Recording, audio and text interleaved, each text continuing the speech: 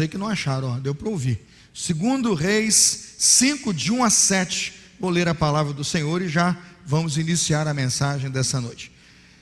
Naamã, comandante do exército do rei da Síria, era grande homem diante do seu senhor e de muito conceito, porque por meio dele o Senhor tinha dado a vitória à Síria. Ele era herói de guerra, porém sofria de lepra. Tropas saíram da Síria e da terra de Israel, levaram cativo uma menina que ficou a serviço da mulher de Naamã. Um dia a menina disse à sua senhora: quem dera o meu senhor estivesse na presença do profeta que está em Samaria, ele o curaria da sua lepra. Então Naamã foi contar isso a seu senhor, dizendo: assim e assim falou a jovem que é da terra de Israel. O rei da Síria respondeu: vá, eu enviarei uma carta ao rei de Israel. Então Naamã partiu, levou consigo 340 quilos de prata, 72 quilos de ouro e 10 mudas de roupa. Levou também ao rei de Israel a carta que dizia: então logo esta carta chegar a você, saiba que eu lhe enviei Naamã, meu servo, para que você o cure da sua lepra. Quando o rei de Israel acabou de ler a carta, rasgou as suas roupas em sinal de medo e disse: por acaso eu sou Deus, com poder de tirar a vida ou dá-la, para que este envie a mim um homem para eu curá-lo de sua lepra? Como vocês podem notar e ver, ele está procurando um pretexto contra mim. Mas quando Eliseu, o homem de Deus, ouviu que o rei havia rasgado as suas roupas, mandou dizer ao rei: por que o Senhor rasgou as suas roupas? Deixa-o vir a mim, ele saberá que há profeta em Israel. Temos lido até o versículo 8, amém? Senhor, fala conosco, sua palavra já foi lida, queremos compreendê-la, interpretá-la, como está aqui orientada pelo teu Santo Espírito. Aplica, ó Deus, através do pregador, na pessoa e na presença e manifestação do teu Espírito, esta palavra a cada coração aqui hoje, em nome de Jesus, amém. Podem sentar-se. Os irmãos sabem a importância do ensino dentro das relações familiares.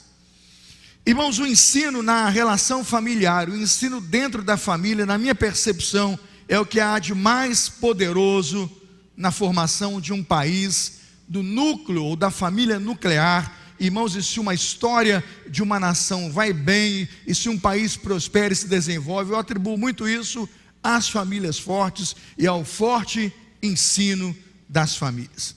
A nossa Bíblia, a palavra de Deus que preservamos e a temos em nossas mãos, nos diz que o ensino familiar é fator determinante para a conduta futura de nossos filhos e de nossas futuras gerações. Por isso a Bíblia apela que nós devemos contar e ensinar aquilo que aprendemos dos nossos pais, contaremos também a quem? Aos nossos filhos. Você percebe, por exemplo, que o Antigo Testamento valoriza tanto o ensino familiar e a formação familiar, que os primeiros cânones da Bíblia, a primeira estrutura da Bíblia, os livros da lei, o Pentateuco, nos dão conta em Deuteronômio 6, que isso é fundamental. Eu não vi um culto de famílias no ano passado aqui que nós não citássemos esse texto. Essas palavras que hoje te ordeno estarão no seu coração, você inculcará a seus filhos e delas falarás. Se você diz que esse é um dos sermões ou um dos textos mais repetidos do mês da família, eu digo, esse é. Agora por quê? Porque esse é um dos conceitos mais poderosos.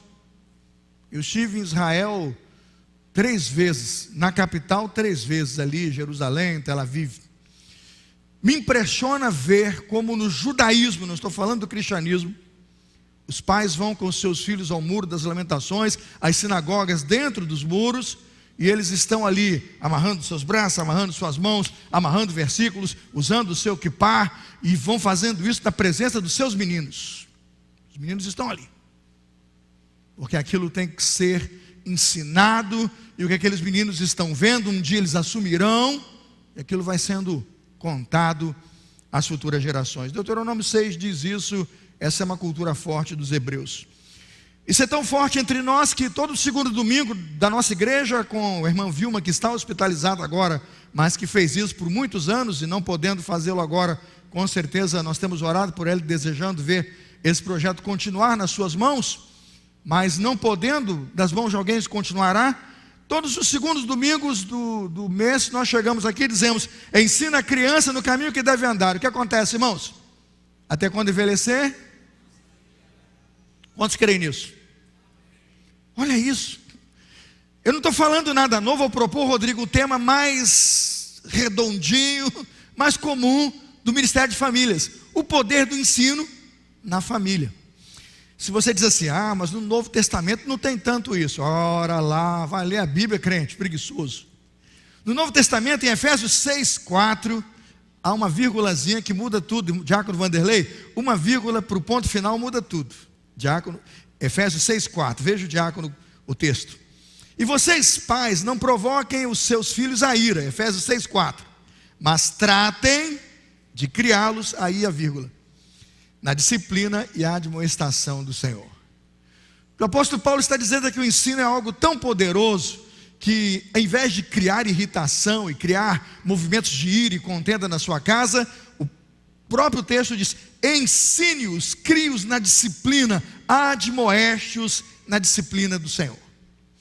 O apóstolo Paulo sabe, com certeza sabe, do poder que tem o pai, a autoridade que tem os pais sobre a vida de um filho. Eu cito só 3 exemplos. Eu poderia sair aqui hoje com os irmãos meia-noite, procurando todos os versículos que eu pesquisei na minha concordância Logos lá. Eu tenho computador, obviamente minha Bíblia está toda no computador, eu tenho toda a minha biblioteca no computador. Então quando eu bato uma palavra, ela diz quantas vezes está na Bíblia, ela diz cada página de cada livro que eu tenho, onde está. Tem noção do que virou o mundo hoje? Biblioteca digital, todas as minhas teologias estão digitalizadas lá. Paguei por isso, caro, mas tenho lá. Então quando eu bato uma palavra, ele me diz onde está na Bíblia e em quantos livros os autores comentam sobre aquilo. Eu gastaria horas com os irmãos mostrando como é poderosa a doutrina e o ensino do texto sagrado e o poder que isso tem na família. Eu não tenho esse tempo, eu espero já ter mostrado essa preciosidade. De forma implícita, essa semana, estudando o texto de 2 Reis 5, de 1 a 7, e eu me justifico porque eu voltei a esse texto, porque eu falei nas mensageiras ali um dia desses, na formatura delas, muito apressadamente. Muitas irmãs falaram: pastor, eu nunca tinha visto o texto por essa ótica, quanto precioso. Eu falei uns 10 minutos, e elas me falaram: precisa voltar no assunto. Eu falei: Rodrigo me disse, o senhor prega no Ministério de Famílias. Eu falei: opa, eu vou unir as coisas, eu vou esclarecer as irmãs, vou fortalecer o que eu preguei nas mensageiras, e vou também crescer nos meus estudos sobre esse texto. De forma implícita, eu achei em 2 Reis capítulo 5, de 1 a 7, a história de uma menina hebreia, hebreia, dos hebreus, israelita. E dentro da história dela eu tenho a afirmar aqui aos irmãos que, baseado no que ela recebeu dos ensinos do seu pai, do povo hebreu, e da palavra de Deus, da relação com Deus, ela leva isto, irmãos, mesmo quando está passando por uma terrível adversidade, ela leva aqueles ensinos, ela leva aqueles valores e ela transmite aquilo que aprendeu dentro da sua casa, numa situação de conflito, de tensão. Ela continuou, Vanderlei, com sua fé, com seu testemunho, mudando a realidade de uma casa, mudando a realidade de uma pessoa, mudando a realidade de um exército, criando uma relação não mais conflituosa entre 2 países que estavam em conflito. Eu digo que essa menina resolveu até um conflito internacional, porque resolveu testemunhar da sua fé. A formação de um servo de Deus, é o primeiro argumento dessa noite, será rapidamente percebida quando, no meio do sofrimento e das aflições e das adversidades, nós notarmos como ele responde. Quer saber se o indivíduo é crente mesmo? Pisa no pé dele. Quer saber se o indivíduo responde com ética cristã e com valores cristãos? Permita que ele experimente sofrimento, aflição e adversidade. Paulo e Maria Ângela, provados, já mostraram-se aprovados. Uma adversidade desse tamanho, e tudo que você faz é glorificar e testemunhar sorrindo. Eu posso morrer, não tenho medo não. Eles dizem que eu estou doente, eu não estou não. Como que alguém lá fora poderia dar um testemunho tão poderoso como este, com simplicidade, sem qualquer intenção aqui de se exaltar diante dos irmãos, ou de se envaidecer, mas dizer: se ele fizer, ele fez e disse, não disse? E se não fizer, ele é Deus. A formação de um cristão será vista e percebida no meio do sofrimento e das aflições. Não fosse isso, a Bíblia o tempo todo não falaria e não nos exortaria como família a conversar sobre isso, sabe? Eu vejo hoje que nós criamos uma religiosidade muito pobre, muito frágil, porque a nossa galera do coach hoje só sabe falar de sucesso, de prosperidade, de saúde, de dinheiro, de dar certo e disso, mas não ensina as pessoas a lidar com o sofrimento. E quando você descobre e percebe aquela menina famosa com milhões de seguidores, tirou a vida. Aquele menino bonito, com salário bem resolvido, jogando num clube legal, estava babando nas drogas porque não tem respostas. E o que eu percebo é que nossa religião moderna e pós-moderna, que relativiza o sofrimento e não nos ensina a lidar com ele, não tem ensinado a esta geração a lidar com a dor, com o sofrimento, com falta de recursos, com desemprego. Isto tudo tem um preço. Essas pessoas vão sofrer e não sabem o que fazer com o seu sofrimento. Quando olho para a nossa igreja, para o nosso ministério hoje, a nossa responsabilidade é lembrar que no ensino de nossa casa e de nossas famílias hoje, precisamos ensinar as pessoas e nossas pessoas, nós, eu, minha esposa, nossos filhos, a lidar com aflições. João 16:33, quem é que sabe? Essas coisas falei para que vocês tenham paz. No mundo tereis o quê? No mundo tereis aflições. Tenham coragem. Eu o quê? Venci o mundo. Não fosse isso, para que esse versículo estaria na Bíblia? Então esse negócio de dizer que você está passando aí é uma coisa terrível, maldita, que você está passando aí é porque você não é abençoado, isso é mentira. O sofrimento está imposto, ele é colocado, e quando ele chegar, aí nós vamos saber se você tem fé para valer, ou fé capital e fé que não se sustenta no meio da adversidade, no meio do sofrimento, ou fé que só se sustenta no meio da prosperidade. É interessante que a Bíblia fala que nós devemos aprender a sofrer e a sofrer mesmo, e que de alguma forma na vida cristã o sofrimento nos atinge. Esse é um ensino que eu vejo poucos pais, poucas mães transmitindo aos seus filhos. O discurso dos pais hoje é: meu filho vai ter tudo que eu não tive, meus filhos não têm que passar pelo que eu passei, eles não têm que enfrentar o que eu enfrentei, e uma conversa tola, como se nossas crianças não pudessem aprender valores e princípios dos quais nós aprendemos e que são elementares e fundamentais para a nossa vida. Cheguei em casa hoje na hora do almoço e gostei do que vi. Estava lá me apresentando para pegar meu canto da pia lá, meio-dia. Tem um canto da pia, né? Avental não tem ainda não, mas o canto da pia eu já tenho. Aí me apresentei e falei: meu bem, como é que está aí? Vou chegando aí, meu filho já empurrou e disse: pai, fique tranquilo, eu já peguei a sua parcela de responsabilidade. Eu virei para o lado, aquele sorriso entre os dentes.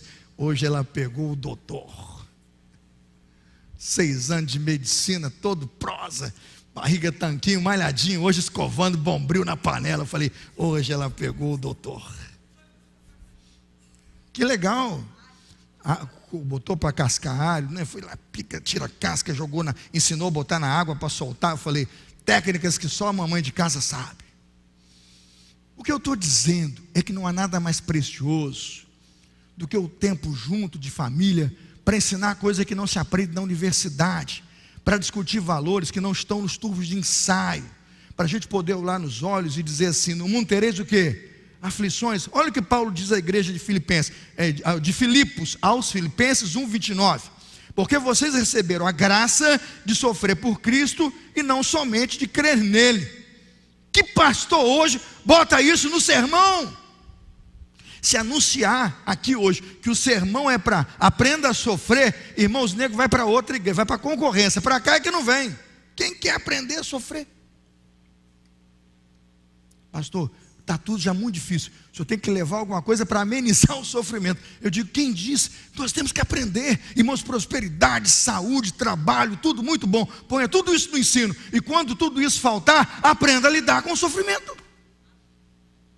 Você não vai ter 70 anos de vida todos abençoados. Vai ter falta, vai ter chuva, vai secar, o carro vai estar boiando aí, né? O prefeito faz um escoamento que não funciona, né? Aí você está boiando no carro, você está lembrando logo do prefeito. Eu digo: sofrimento. Aí você sai de lá e pergunta: por que aconteceu comigo? Aconteceu só com você não, meu filho. Olha para frente, olha para trás, deve ter uns 500 carros boiando ali, ó. Quando nós olhamos essa situação e aprendemos a lidar com ela, não é para torná-la normal, é para dizer: eu estou passando por isso, eu estou passando pela prova, mas o meu Deus, o evangelho que eu professo, a fé que eu ensino, o evangelho que eu ensino aos meus filhos, ele me ensina a lidar com as minhas lutas. Me lembro das adversidades que Paulo ensina em Romanos 8. Paulo diz assim: quem nos separará do amor de Cristo? Vão tentar, né? Quem nos separará do amor de Cristo? Ele diz assim: a tribulação, angústia, perseguição, fome, nudez, perigo, espada. Você tem noção dessa lista aqui, meu irmão? Você entendeu isso aqui? Você já leu isso aqui? Quem nos separará? Aí ele coloca uma lista, eu digo que é uma lista difícil: tribulação, angústia, perseguição, fome, nudez, perigo, espada. O que ele está dizendo? Por amor de ti somos entregues à morte todos os dias. Quando eu olho para tudo isso, aí eu quero aplicar, começar o sermão. Aqui está começando, eu só fiz a introdução. Senta, que lá vem o sermão. Ensine seus filhos a enfrentar o sofrimento. Converse sobre eles, sobre os momentos difíceis, não é? Quando você e sua família entram em projetos que vocês entraram e perceberam que não dão conta, que vocês participam de um projeto que ficou maior do que vocês podem planejar e puderam planejar, e o sofrimento se estabeleceu, não fique chorando pelos cantos da casa, não fique reclamando e murmurando como se não tivesse solução. Sente, pague o preço do que está enfrentando ali, discuta e diga: estamos atravessando esse momento, mas a Bíblia diz: ainda que eu ande pelo vale da sombra da morte, não temerei mal algum, por quê? A tua vara e o teu cajado me... É isso. Ou nós sentamos e conversamos sobre questões que são fato e questões que estão sobre nós, ou nós não aprendemos a sofrer, a lidar com nossas lutas, ou nós também não transmitimos nada de bom e não passamos nada de bom para ninguém no meio do sofrimento, porque eu não estou preparado para lidar com ele. E aqui eu entro na história de uma menina que eu não sei o nome, uma menina que eu não sei a idade, uma menina que eu não sei quem são seus pais, eu não tenho o endereço exato dela, mas uma hebreia, israelita. As tropas da Síria invadiram Israel, invadiram o reinado na época de Jorão, né? E Ben-Hadad, o rei da Síria, com o general chamado Naamã, captura uma menina e a leva como prisioneira. É isso que diz o texto. Pode conferir aí, 2 Reis 5:2. Levaram cativa. Se você está achando que esse negócio de Hamas, Hezbollah, que esse conflito do Líbano, da Síria e de Israel, se esse negócio é novo, dos dias do rei Jorão aqui, ó, bem adável aqui, ó. Nós estamos falando da Síria e de Israel tendo conflito aqui, ó, já no Antigo Testamento. Aí você diz: mas lá em outubro entraram, levaram reféns. Essa menina é o que, irmãos? Ela é uma cativa. O texto diz que, levando uma cativa, tiraram dos seus pais. Eu vi uma menina que foi colocada numa garupa de moto, não foi? E foi levada. Olha, é isso aqui, ó. E tem um detalhe: essa menina foi levada para servir como escrava na casa do general. Capítulo 5, versículo 2. Eu fico pensando o que as pessoas pensariam dessa menina no meio dessa postura e como ela reagiria diante das suas perdas. Eu coloquei aqui algumas perdas. Perdeu família, não tem contato com eles. Perdeu amigos, não pode estar com ele, aquela terra não é dela. Perdeu o seu lar. Quase que perdeu a sua identidade, perdeu a sua liberdade. Irmãos, é o perdeu o mané. Perdeu. Eu não vejo um ganho aqui. No dia em que ela sabe com a senhora dela, que é a esposa de Naamã, com quem ela está servindo, que Naamã está com hanseníase, eu imagino que ela colocou ricina lá no copo, deu para ele beber e morre, seu desgraçado. Foi isso que ela fez? Ela arrumou lá umas bombinhas lá, uma bomba lá com Hezbollah e plantou lá na casa, explodiu a mansão do general. Foi isso que ela fez? Isso me assusta, irmãos. Eu estou aqui exagerando absurdamente para você entender que numa cabeça de uma jovem dessa, que ela pudesse qualquer coisa que ela pudesse. Imagine que alguém que serve numa casa tem acesso a muita coisa. Sim ou não?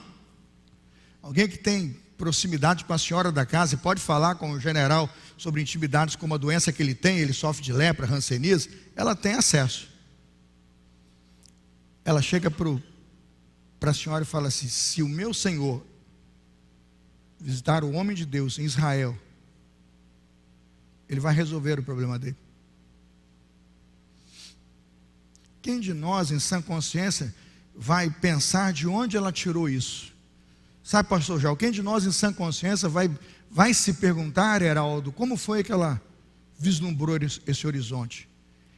Essa menina é piedosa, essa menina é crente, essa menina é uma serva, ela acredita no poder de Deus, sim ou não, irmãos? Porque ela determina e diz, se for para o homem de Deus, ele fica curado. Ela acredita nos profetas de Deus, sim ou não, irmãos? Porque ela manda procurar quem? Ela não assim, ela não relativiza, ela não vai subjetivismo. O profeta tem nome, tem lugar, ela acredita em Deus, ela acredita no profeta e sabe, olha, ele vai fazer. Quando nós temos dentro da nossa igreja um adolescente ou um jovem assim, ou quando você tiver na nossa comunidade um filho assim, eu digo para você, muita coisa vai mudar. Porque um dia que um dos nossos meninos for preso e por causa do evangelho perseguido, foi levado para um lugar ou para o outro, e um menino nosso testemunhar nesse nível, eu digo, chegamos a um nível de conhecimento cristão, de cosmovisão cristã, que a gente não troca Deus e o evangelho que recebeu por nada, amém, irmãos? Porque numa linha normal, né, na linha que eu milito, de aconselhamento diário do gabinete, os meus meninos chegam para mim e dizem, se eu for capturado na minha casa, levado para uma terra para ser escravo, eu vou amaldiçoar Deus até que eu morra. É a linha o quê? Normal, não é não? É a linha o quê? Aceitável. Até porque o menino vai discursar assim, onde está o Deus que disse que ia me proteger? Onde é que está o Deus que disse que 1000 eu caio do meu lado, 10.000 do outro lado, que eu não ia ser atingido? Onde é que está esse Deus? O que é que eu estou fazendo aqui na Síria, escrava de um general? O que eu compreendo hoje é que o ensino que está sobre essa menina, a ética que está sobre essa menina, os valores que estão sobre ela, são valores sobrenaturais. E ela traz isso, irmãos, da sua terra, porque a fé desta menina aponta para a sua terra, aponta para a sua casa, aponta para o seu profeta, aponta para o Deus de seus pais. Diga, glória a Deus! Este é o elemento fundamental aqui. Isso não está nos versículos do texto, mas entenda, está implícito no texto. Porque ela não manda ele entrar num templo, aprender com sua religião, procurar seu Deus pagão. Tudo nela aponta para a sua casa, para a sua terra, para a sua fé, para o Deus de seus pais, para o profeta do seu povo. Que eu estou dizendo aqui, os valores que ela tem e tudo que ela conhece, veio da sua terra com ela, amém, irmãos? Vamos gastar tempo com as nossas escolas de pais e filhos, sabe, irmãos? Vamos gastar tempo em nosso casamento e em nossas famílias, traduzindo tudo que nós temos em valor para nossos filhos e para os nossos netos, sabe? Nós temos coisas maravilhosas do evangelho, nós temos uma Bíblia completa de referência e poder para nós, mas o que eu vejo hoje é que nós estamos afundando uma geração, não criando uma geração capaz de nos suceder no evangelho, porque nós não investimos tempo, porque já não acreditamos mais no sistema educacional dentro da casa. A nossa preocupação hoje é com a educação fora do lar, a educação chamada porta fora. Eu estou preocupado com a educação intralar, dentro da sua casa, dentro do seu lar, amém, irmãos? Estejam preocupados. Perdemos contato com os filhos, perdemos contato com os netos, é tempo de resgatar isso. Ah, mas os meus filhos estão casados, eu já tenho netos, só está eu e minha esposa em casa. Convoca os filhos e chama para o junta panela no domingo na sua casa e passa aquela tarde de compartilhamento, de experiências, porque quando eles estiverem no meio do sofrimento, o que eles espelharem, como eles reagirem, a ética que eles vão demonstrar na solução de sua aflição, de sua adversidade, virá de você, pai. Virá do seu ensino, pai. Virá do momento e do tempo em que você investiu tempo com os seus filhos, para que eles sejam uma bênção nas futuras gerações. Quem crê, diga amém. É isso, irmãos. Eu não vim aqui hoje pregar nada novo, trazer um negócio novo, a última novidade, não tenho. Eu estou pregando o texto mais antigo que eu conheço, e um texto até que não seria dirigido ou direcionado à questão família, mas esta menina tem que nos chamar a atenção, porque uma menina no cativeiro, responder dessa forma, diante de tantas perdas, é algo que nos deve impressionar. A palavra de Deus nos diz que levaram cativo uma menina. A menina está cativa, mas o seu testemunho e a sua capacidade de expressar Deus está livre. O apóstolo Paulo diz isso. 2 Timóteo 2,9, olha o que o apóstolo Paulo diz, 2 Timóteo 2,9, nova versão Almeida atualizada. Ele diz assim: é por ele que estou sofrendo até algemas como malfeitor, mas a palavra de Deus não está algemada. Paulo está dizendo, eu estou na prisão, por causa de Jesus, 2 Timóteo 2,8, e do evangelho que eu recebi, eu estou preso, mas a palavra de Deus está o quê, irmãos?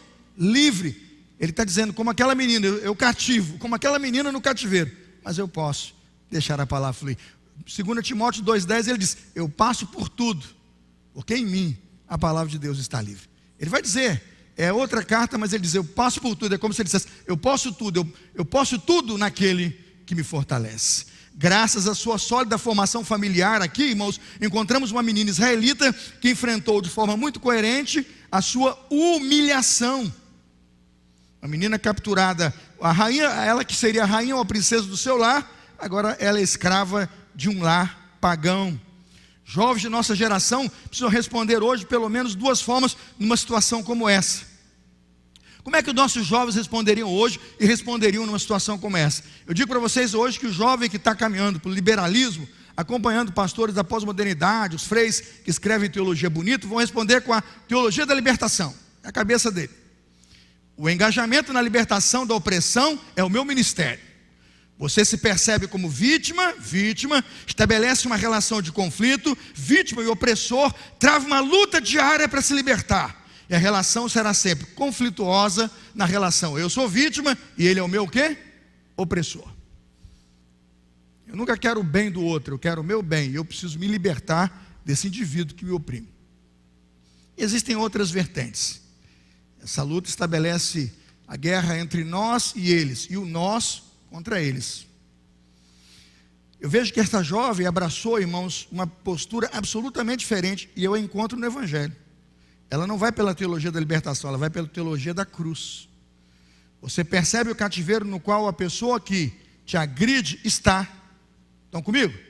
Você percebe o cativeiro no qual a pessoa que te agride e te ofende, ela está.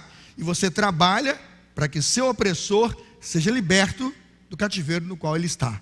Amém, irmãos? Você luta para mudar a realidade do outro. Você quer que ele alcance o que você alcançou. Moço, você está com rancenismo, moço, você está doente. E tem mais, o cara era orgulhoso, vaidoso, general. Mas ela mandou para o homem certo, mandou para o profeta Eliseu. Eliseu não atendeu, não falou com ele, falou, vai tomar uns mergulhozinhos no nosso rio sujo aqui. Riozinho. E ele ficou bravo. Esse rio, como é que seria? Um riozinho chulé aí? Eu quero tomar banho lá nos meus rios da Síria. Tem os rios formosos lá. Não, é no chulé.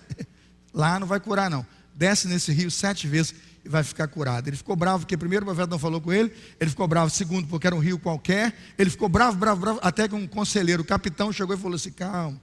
Ele pediu coisa difícil? Não. Se pedisse fácil, você faria? Então faz. Ele pediu nada difícil. É fácil. E ele foi e mergulhou 7 vezes. E ficou o quê, irmãos? A menina não estava preocupada com aquela ideia. Eu sou vítima. É o nós contra ele. Ninguém aguenta mais. Sai disso, meu filho. Começa a orar pelo teu opressor. A gente tem que amar até o nosso o quê? Até o nosso inimigo.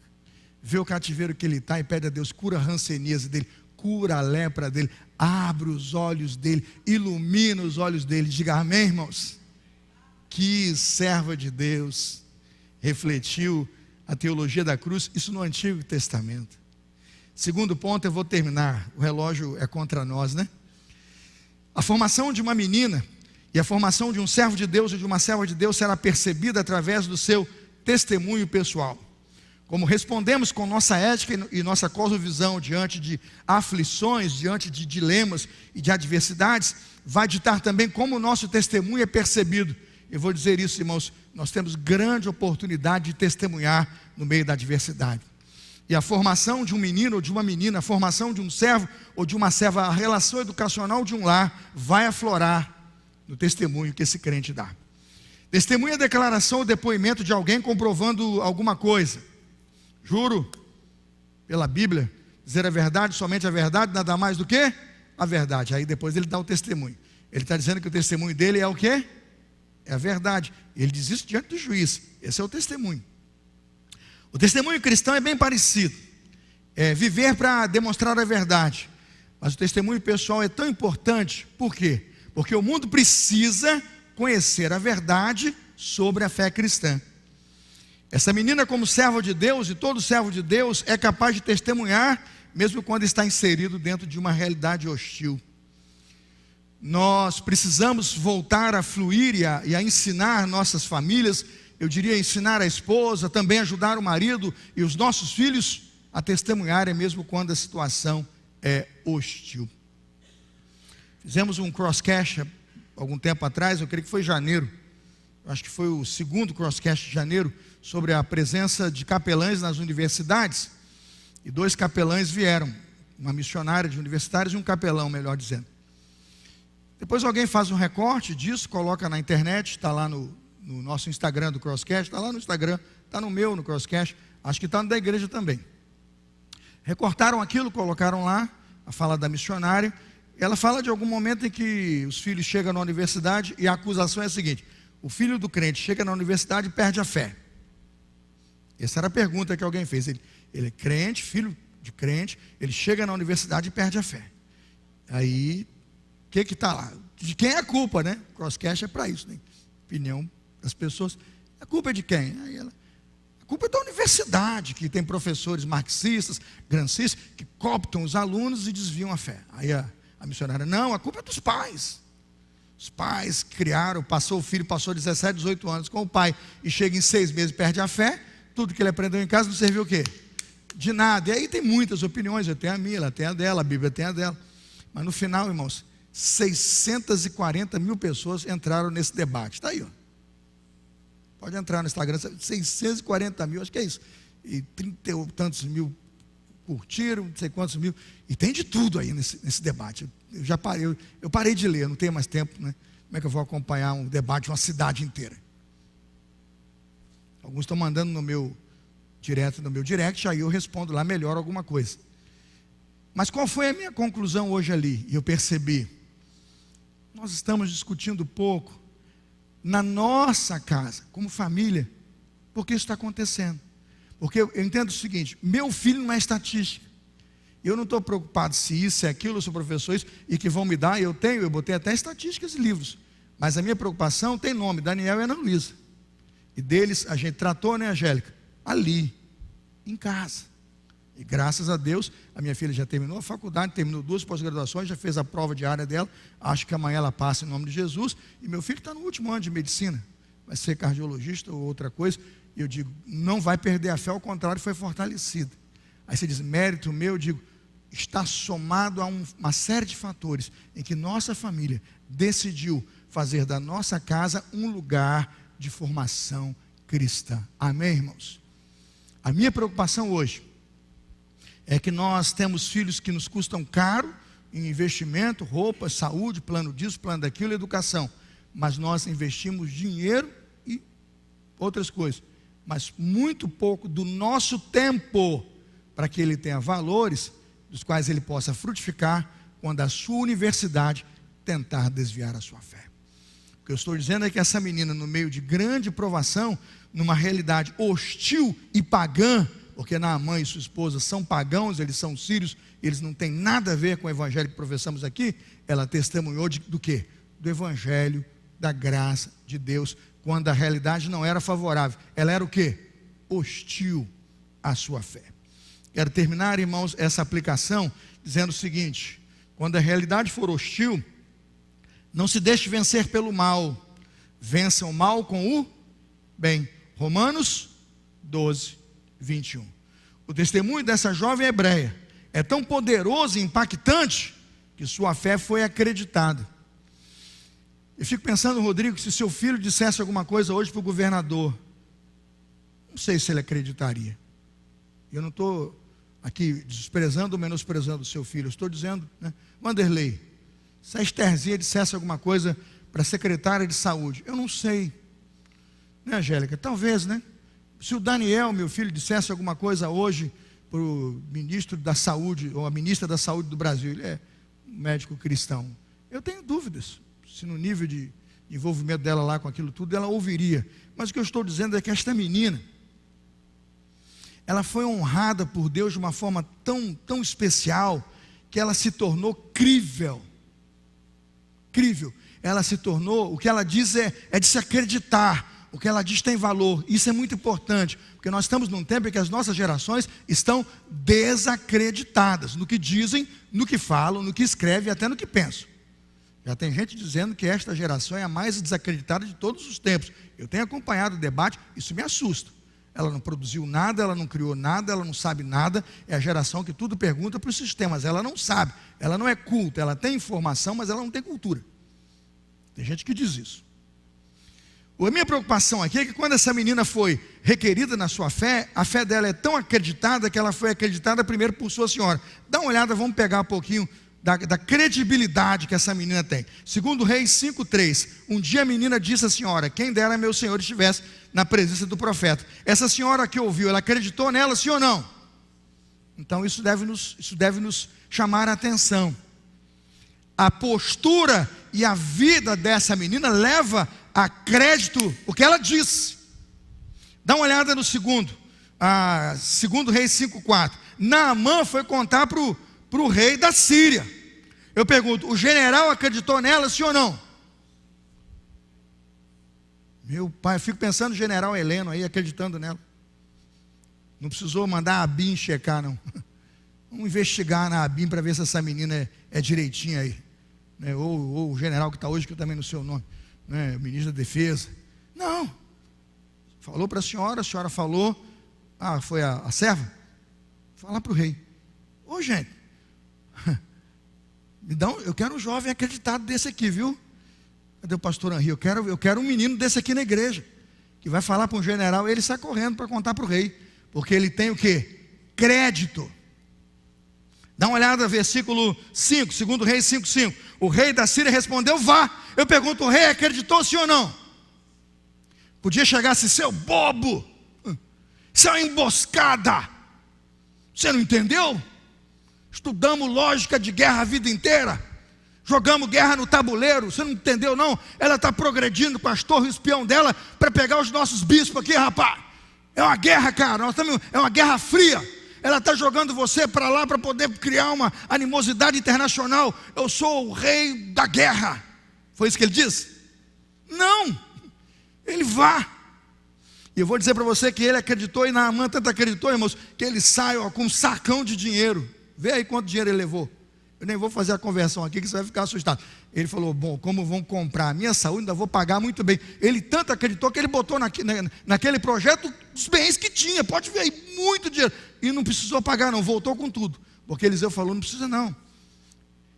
Você tem noção no nível de credibilidade que estamos tratando aqui? Irmãos, isso é muito importante. Os pais dessa menina têm que bater no peito e dizer: glória a Deus pelo tempo que tivemos essa menina na nossa casa, porque essa menina fala com uma senhora, que fala com o general, que fala com o rei, que manda para um outro rei e muda um conflito internacional, porque ela tem credibilidade. Construiu isso dentro da casa do inimigo, dentro da casa de um general pagão, num ambiente hostil. Ela tem credibilidade. Que Deus abençoe meninas assim. O ensino de uma família, o valor de um lar, aquilo que está em Deuteronômio 6, senta com eles, inculca na cabeça deles que um dia eles vão precisar. Ensina a menina no caminho que deve andar, e até quando envelhecer o quê? Não se desviará dele. Irmãos, eu estou vendo uma jovem que abraçou aquilo que os pais e os seus princípios religiosos lhe trouxeram e passou aquilo adiante. Tendo tempo eu falaria mais, não tem, vamos terminar. O servo de Deus é capaz de testemunhar e viver de tal maneira que aponte para os outros e para aqueles que estão no meio da adversidade um caminho para Deus. Um general leproso com hanseníase, com uma doença incurável, com tudo para não crer na sua cura, acompanha a fé de uma jovem menina. Que Deus abençoe uma juventude assim. Que Deus abençoe pais que educam e criam uma menina com essa capacidade. Para ilustrar, irmãos, aqui, o Dr. Dwight L. Moody, comentarista desse texto, Dwight Moody, vai dizer o seguinte: a jovem serva proferiu palavras que tiveram impacto sobre dois reinos, Israel e Síria. Impacto sobre dois reis, o rei de Israel, o rei Jorão, que medroso, recebeu o general e achou que era uma emboscada contra ele e que estavam tentando envergonhá-lo, quando deveria acionar o profeta. O que a menina fez, o rei de Israel não faz. Uma jovem menina, com impacto sobre dois reinos, honrou sua fé ao fazer Naamã, um idólatra, passar pelas águas de Israel e ser abençoado e curado pelo próprio Deus. Naamã, o chefe general do exército do rei da Síria, glorificou a Deus e honrou a sua fé. Quantos dos nossos jovens hoje têm seu testemunho pessoal requerido e fracassam? Na universidade, envergonham o evangelho. Numa proposta de bebida ou droga, cedem à tentação. Por sexo frágil e por sexo rápido fora do casamento, se vendem. Onde estão nossos pais, nossas famílias, nossas igrejas, nossos pastores que não socorrem nossa juventude e nossos filhos? Gastemos tempo com nossos filhos. José na casa de Potifar, um exemplo.